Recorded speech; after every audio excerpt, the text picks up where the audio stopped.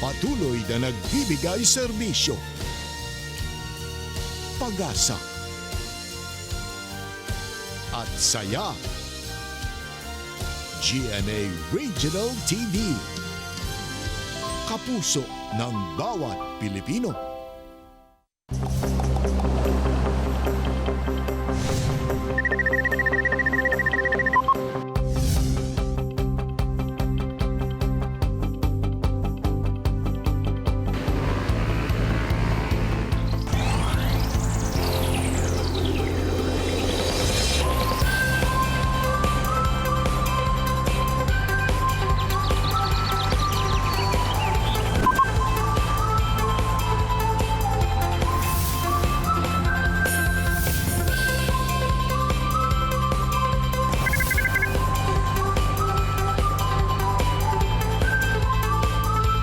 Kini ang At Home with GMA Regional TV.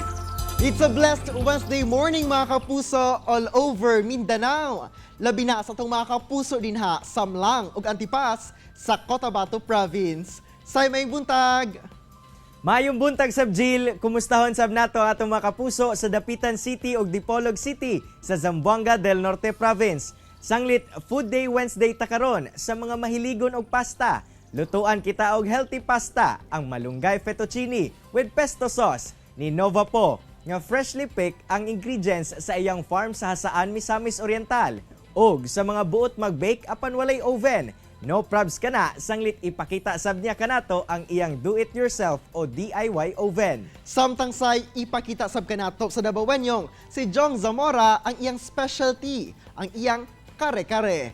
Unsa kahay naka-special niini? Kana atong sayron unyang taod-taod. Ug sa Business Matters, makahinabi ni Attorney Resi, ang Vice President for Industry sa Davao City Chamber of Commerce and Industry Incorporated, si Cherilyn Kasuga. Atong sayron ang pamaagi karong tuiga sa pagpahigayon sa Davao Agri-Trade Expo.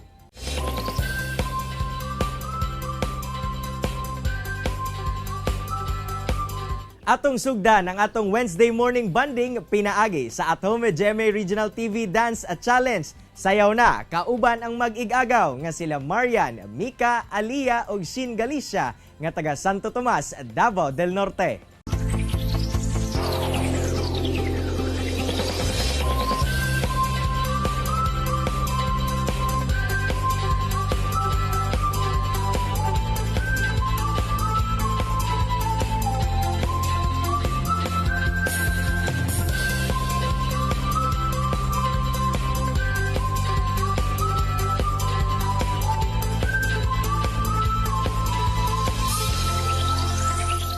Wow! Lakas maka-cousins goal! Busa, tara na! Ug makigalaw-galaw ug makisabay sa pinakabagong dance at challenge. Mamahimong solo, mag-BFF, mag-real-life partners, magbarkada o magkabanay. Apan, kinahanglan gyapon i-observe ang social distancing aron lingaw na, safe pa. Well, mo na'y pinaghandaan ug praktisado gayud say. Mga kapuso, aron makita sab sa tibuok Mindanao ang inyong At Home with GMA Regional TV Dance Challenge video. I-post lamang kini sa inyong social media account. Ug ayaw kalimti ang pagbutang sa caption ug hashtag At Home with GMA Regional TV Dance Challenge ug hashtag GMA Regional TV. Feel better at home ug sayaw na mga kapuso.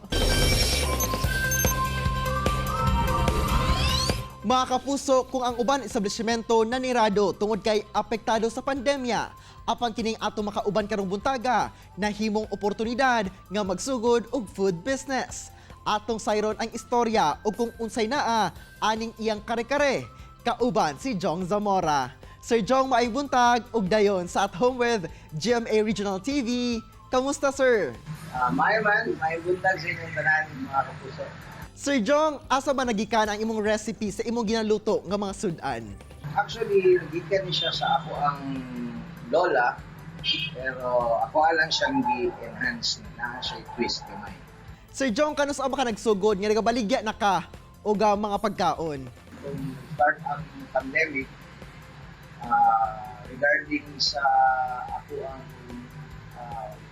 extra na ako ang pagkakitaan sa una is pagkanda-banda. So, nawala man siya, ay ipagbawalan man. So, kami sa ako ang wife, sa po nag-come up with sa amo idea and which is opportunity po na kami magka-negosyo. Ginagmay lang, start sa ginagmay, and then dagang ko nagasuporta sa mga amigo o mga relatives. Sir Jong, karong panahon na paunsa ba nimo nakita ang opportunity sa online selling ug pagkaon o delivery? Karon nga doon na tay pandemic, nga naka-decide ka nga mag-open na pod og food business. Actually, it's a good opportunity po no, sa mga mag-upod ng negosyo regarding sa this pandemic ng good, halos tanan po mga tao kailangan din po nila og extra income, extra regarding sa ilang skills, no, nahasa ang ilang skills sama sa po sa pagluto, sa pagpamaligya, kanan ako ang natunan ani. Sir, usa sa imong mga ginaluto ang kare-kare with a twist. What makes your kare-kare special, sir? Ug unsay kalahian niini sa naandang kare-kare? Bawal gid ang mga preservatives. So ang twist ani is which is ako lang gid siyang twist gamay for create na ko ang crispy kare-kare, which is siya for dili lang ka mag-crave for the vegetables, mag-crave food ka sa iyang pagka-crispy sa iyang sa belly. Og syempre karon mga kapuso, lutuan kita ni Sir Jong sa iyang crispy kare-kare. Mga kapuso, sugdan na nato ang pagluto og crispy kare-kare.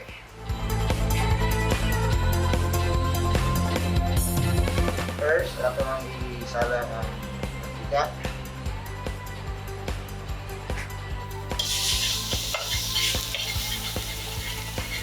Wala slow fire para hindi matunog ang bawang. And ato ang onions, peanuts. Then ang ato ang peanut butter na unsweetened ni siya. Then after that, ang ato ang soup stock. So after 20 minutes, so nagbukal na siya na. So naging sticky na siya kaya na-dissolve na to ato ang peanut butter. Then we add some salt para sa ato ang timpla. Normally pag kami magkare-kare, hindi kayo na mo gina ang salt kay para ma-taste good food ni mo ang peanut butter niya. Then ato ang pepper, cornstarch para sa ato ang thickeners pa siya.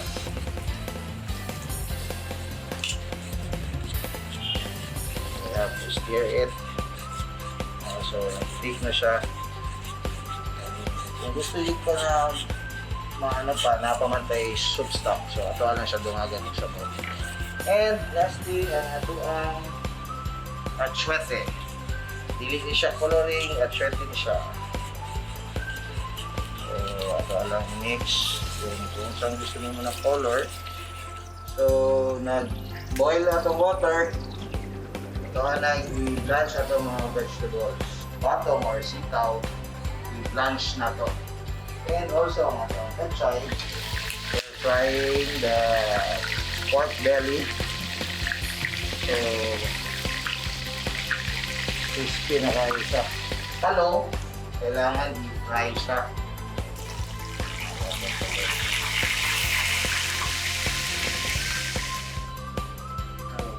Sauce.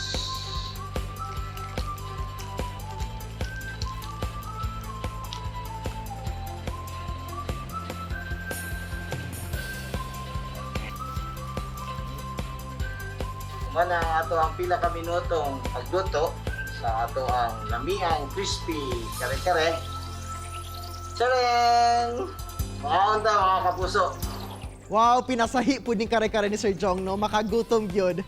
Bitaw, daghan kay salamat Sir Jong sa imong oras ug higayon nga gihatag sa At Home with GMA Regional TV. Kini ang At Home with GMA Regional TV.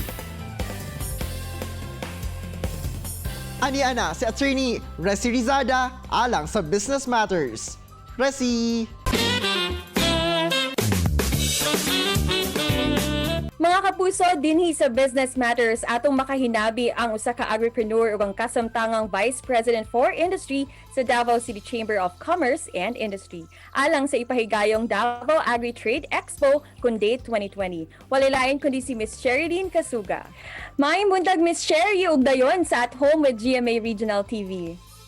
Maayong buntag, Attorney Resi, o maayong buntag sa inyong katanan diha. Ayan, Ma'am Sherilyn, unang-una po natin kumustahon karong adlaw. Kumusta ang business sector sa Davao City ug paunsa ba naapektuhan sa pandemya ang ato ang business landscape? Attorney Resi, abinimo sa tinuod lang, everybody is really looking forward and living into this positivity, no? The pandemic has really taught us to be more resilient and also being prayerful, no? So there is a business community. It taught us to be creative. Daghan ng nahimo nga mga negosyo diha, no? Ma-online man, sa pagkaon, services, no? Na kaya natong na mahimo, of course with safety health protocols. And in fact, usa sa mga initiatives pod na ginahimo karon sa Davao City Chamber of Commerce and Industry ang annual atong ginahod nga Davao Agri-Trade Expo 2020. Kami diri sa Davao City Chamber di gid mi magundang sa pagserbisyo sa paghatag og mga programa sa pagpahibalo about information and how we can bounce back. Karon this year ang Davao Agri-Trade Expo 2020, ang date is actually the biggest agribusiness expo held annually, no, to give importance to the Southern Philippines' finest agricultural products and services. Ang aim ani is to create innovative and economically viable opportunities to strengthen the agribusiness sector as well as to reinforce collaborations between government and the private sector to gear up acceleration of the development of the agriculture sector. Karon tuiga amid the lockdown imposed to restrict the spread of this COVID-19, date 2020 now will be launched online exhibition. So, amo ang theme karon is rebooting the country's agriculture towards the new normal. So, ang Day 2020 will aim to encourage everyone from different demographics, from different backgrounds to invest in agriculture as a way to bounce back under the new normal. I'm sure marami po kayong mga series of activities na in line for this year's date. Please share with us po kung ano yung mga gagawin natin karong tuiga.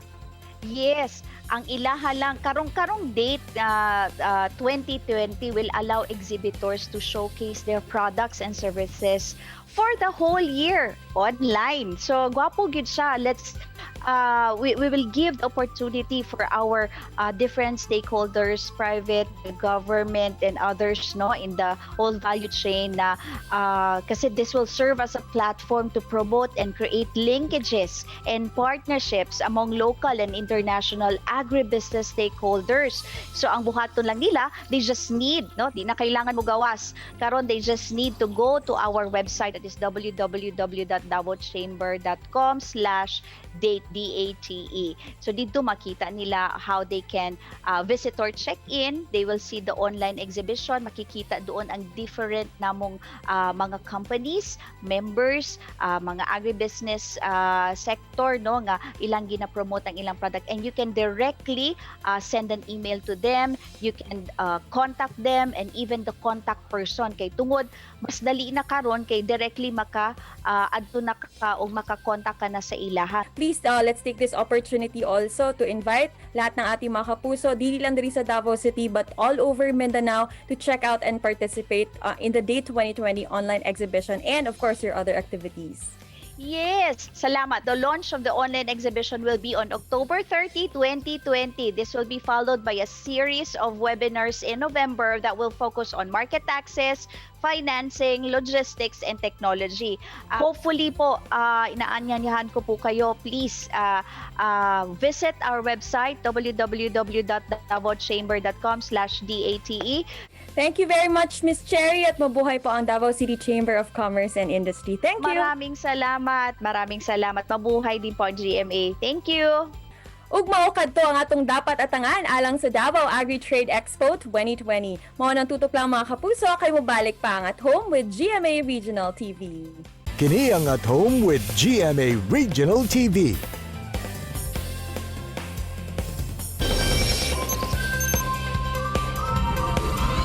Mga kapuso, dinhi sa Cagayan de Oro City, dunay usa ka mompreneur o mami nga entrepreneur nga nawili sa pag-prepare og nagkadayang pagkaon diin ang mga sangkap kay makita lamang sa iyahang farm. Fresh from the farm gayod. Aduna sab say mga DIY o do-it-yourself nga mga butang o food hacks nga ginahimo. Kung unsa kini, kana ang atong sayron kauban si Ma'am Nova po. Ma'am Nova, mayong buntag og dayon sa At Home with GMA Regional TV. Kamusta, ma'am? May buntag sa tanan and good morning, Sai. Ma'am Nova, kay sagad sa mga DIY, mga gamit o butang ang ginahimo. Pero kuning imuha kay mga pagkaon, paunsa ba ni nagsugod, ma'am, o asa ka nakakuha og ideya niini? Tungod sa pandemic, no? So, nagpabukid sa ami. So, ako, ug ako ang husband. So, aside na we need a break from work. So, mauna siya, nagpalayo sa ami para kanang safe sad, likay sa simbako nga takod. So, we want to enjoy kanang fresh and our favorite food nga ma-enjoy na mo maski naami sa bukid. Ma'am, unsa na nga mga pagkaon ang imuhang nahimo pinaagi sa imuhang na-harvest sa imuhang farm? Kay lagi fresh from the farm ang imuhang gina-prepare nga mga pagkaon, unsa sa tan-aw nimo ang advantage niini nga pamaagi? So, ang ako yung ginabuhat o specialized dito sa farm, no, is since I have basil, so I make my own pesto sauce. And then, naamapog ko yung malunggay and I decided to make my own pasta. So, gabuhat ko og malunggay fettuccine na gina-pair na ko sa akong ginabuhat na basil pesto. So, para po naapod tay unto si tawag ani panulak. So gabuhat pud ko og sa labat and I make my own ginger ale. So of course the advantage of it kay number one is of course it's healthy. Kay diretso sa farm, no, from farm to table. So wala na hapit-hapitan ang pagkaon, less processing time. So ma-ensure gid nimo nga you get the freshest and healthiest na pagkaon. Amo sab nabalaan, ma'am, ba nga aduna kay nahimo nga DIY o do-it-yourself nga oven. Paunsa nimo kini naisip nga ideya, ma'am? Tungod kay ang akong anak ganahan man siya og pizza na mausad kay layo man we don't have oven sa farm. So nagbuhat pud mi og kaning brick oven. So it's very easy to assemble, 15 minutes lang. I can even show you how. Para pod makatabang pod ta or matagaan pod og idea ang uban, no? Maybe they can kanang make this oven pod sa ilang mga panimalay para kuan maskin layo sila, di na sila kailangan mo problema kay they can make their own pizza. So ideally the oven, ang intention na ginakuha na nga ibuhat dara is for the pizza, no? But then pwede man nimo siya magamit for kuan kanang since mas stock raman siya, pwede nimo siya lutuan ang ibabaw og another nga food. So aside sa kanang mura ka multitask, so tipid sa panggatong and kanang dagan kag mabuhat all at once. Ug karon mga kapuso, ipakita kanato ni Ma'am Nova ang usa sa iyang mga favorite pasta dish nga malunggay fettuccine. Grabe gid ka fresh ang ato ang basil. So karon ato nang pagabuhato ng ato ang pesto sauce nga atong ipare sa ato ang malunggay fettuccine. So atong ingredients of course is ang ato ang freshly picked nga basil leaves or bawing. So sa Binisaya pa, mo siya kang gitawag nga bawing. So kinahanglan pud nato ato ang garlic, ato ang olive oil, peanuts, Parmesan cheese and salt and pepper to taste. So sayon ra kayo ang pagbuhat sa ato ang pesto. Imo ra ni siyang isagol tanan and i-blend lang siya using food processor. So add lang gid sa tanan like everything. Pero nabuhat na taog malunggay fettuccine. So for our ingredients, of course, atong freshly picked malunggay, flour, 2 pieces of egg, salt, and olive oil.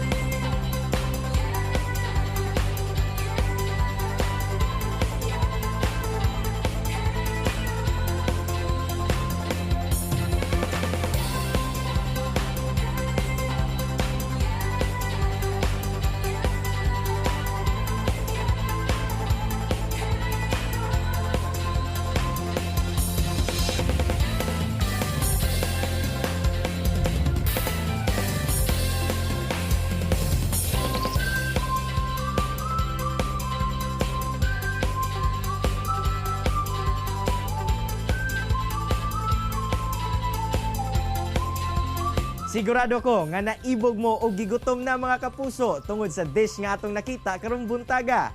Busa, sulayin na ninyo kini mga kapuso. Daghang kayong salamat Ma'am Nova sa imong oras nga gihatag sa At Home with GMA Regional TV. Say isip mahiligon ang pamilya ni Jong Zamora sa pagluto. Busa gamit ang recipe sa iyang lola, labi na sa kare-kare. Iya kining gigamit aron usa sa mga putahe sa iyang food business. Nga patok sanglit gihimo niya kining crispy kare-kare. Samtang Jill, fresh produce gayod nga pagkaon ang gina-prepare ni Nova po alang sa iyang pamilya. Sanglit ang mga ingredients na gikan lang sa iyang farm aron masigurong healthy food ang ilang makaon labi na karong panahon sa pandemya. Samtang sa speaking of farm, ang Davao City Chamber of Commerce and Industry Incorporated pinaagi sa atong nakauban nga si Cherilyn Kasuga, nga mo'y Vice President for Industry.